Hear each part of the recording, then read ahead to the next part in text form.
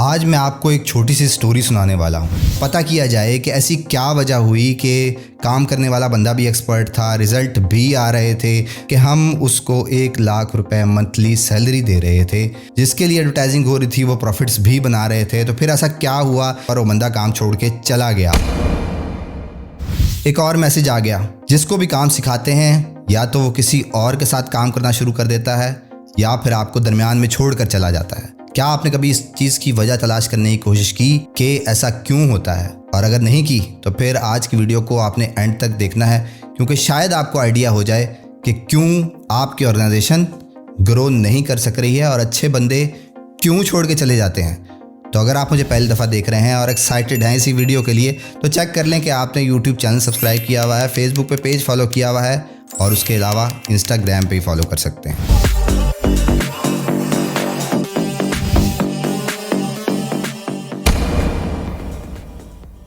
जी हाँ, मैं हूं Asbar, a digital marketer, project consultant and a commercial blogger. आज मैं आपको एक छोटी सी स्टोरी सुनाने वाला हूं और स्टोरी रिलेटेड है पावर ऑफ डिजिटल मार्केटिंग से रिलेटेड। पिछले दिनों मेरे पास एक फ़ोन आया। उस बंदे ने कहा कि मैं एक सोशल मीडिया मार्केटिंग एक्सपर्ट हूं, तो किसी भी ऑर्गेनाइजेशन को अगर मेरी ज़रूरत होगी तो मुझे ज़रूर बताना है आपने। और कुछ दिनों बाद एक ऑर्गेनाइजेशन की तरफ से फ़ोन आया जो कि रिलेटेड थी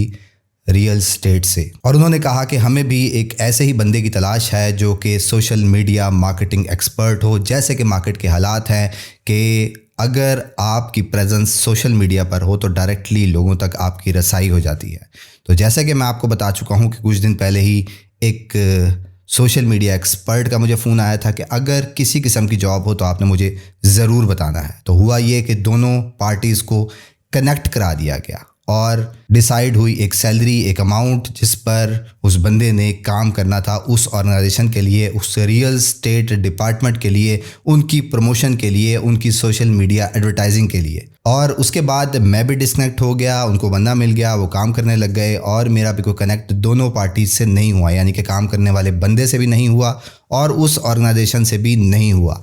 और दरमियान में जहाँ तक कुछ अरसे बाद जब कांटेक्ट हुआ उस ऑर्गेनाइजेशन से, उस रियल स्टेट एडवर्टाइजिंग से, तो उन्होंने कहा कि हमारा काम अच्छा खासा चल रहा है और बड़े अच्छे रिजल्ट जो है वो रिसीव हो रहे हैं। और फिर एक लंबा अरसा बग़ैर बातचीत किए दोनों पार्टी से गुजर गया और कुछ अरसे बाद, कुछ महीनों बाद दोबारा रब्ता हुआ उस रियल स्टेट डिपार्टमेंट से जो कि एडवर्टाइजिंग सर्विसेज यूज़ कर रहा था। उस बंदे की हायरिंग के बाद उन्होंने मुझे बताया कि हम उसको 1 लाख रुपए मंथली सैलरी दे रहे थे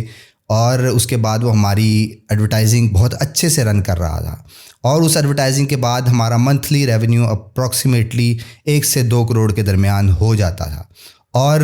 कुछ अरसे बाद जो है वो उस बंदे ने इंटरेस्ट लेना ख़त्म कर दिया और अल्टीमेटली हमें उसे छोड़ना पड़ा या वो हमें छोड़ गया और वो डिस्कनेक्ट हो गए। अब फिर मैंने फ़ैसला किया कि पता किया जाए कि ऐसी क्या वजह हुई कि काम करने वाला बंदा भी एक्सपर्ट था, रिज़ल्ट भी आ रहे थे, दोनों पार्टीज़ एक दूसरे को रिज़ल्ट लेके आ रही थी, जिसके लिए एडवर्टाइजिंग हो रही थी, वो प्रॉफिट्स भी बना रहे थे। तो फिर ऐसा क्या हुआ जिसके बाद ये चीज़ ब्रेक हो गई और वो बंदा काम छोड़ के चला गया और फिर उनको फिर एक नई बंदे की तलाश थी जो कि उनको रिज़ल्ट ला के देता और एक नई हायरिंग की गई, एक नई हायरिंग उनकी तरफ से की गई और उस बंदे को भी तकरीबन उतनी ही सैलरी ऑफ़र हुई, पर वो उतने रिज़ल्ट नहीं लेके आ सका जितना कि पिछले बंदे ने ला के दिए थे।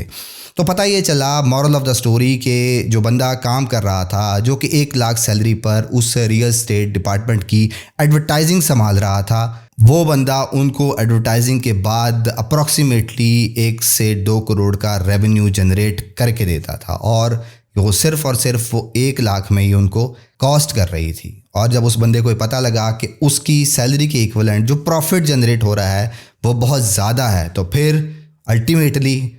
किसको पैसे नहीं चाहिए होते, किसको अपॉर्चुनिटी नहीं चाहिए होती, उसने सारा मैकेनिज़्म क्रैक कर लिया और फिर जाके कनेक्ट हो गया किसी और रियल एस्टेट डिपार्टमेंट से जहां पर वो सैलरी पर नहीं कमीशन पे काम कर रहा था। और फिर जब उस बंदे ने एक नई कंपनी ज्वाइन की और वहां पर वो रेवेन्यू शेयरिंग पे काम कर रहा था और जहां पर वो मंथली 1 लाख रुपए बना रहा था, वहां पर उसको तकरीबन 50 लाख से लेकर 70 लाख सैलरी के इक्विवेलेंट या कमीशन के इक्विवेलेंट वो अर्न कर लेता था। तो मॉरल ऑफ द स्टोरी ये है कि जब भी आप कोई हायरिंग करते हैं और वो बंदा बहुत ज़्यादा काम का होता है और आपको अच्छे खासे रेवेन्यू भी जनरेट करके दे रहा होता है, तो फिर अल्टीमेटली आपको उसकी सैलरी उसके इस माइंड में आने से पहले बढ़ानी चाहिए जिसमें वो अपने बारे में सोचने लग जाए, और डेफिनेटली उसकी सैलरी इंक्रीज़ करें, उसके कमीशंस इंक्रीज़ करें, जिसकी बेस पे उसका इंटरेस्ट बना रहे। क्योंकि कोई भी नहीं चाहता कि नई ऑर्गेनाइजेशन में जाए, नए लोगों के साथ दोबारा से ज़ीरो से प्रोसेस स्टार्ट करे,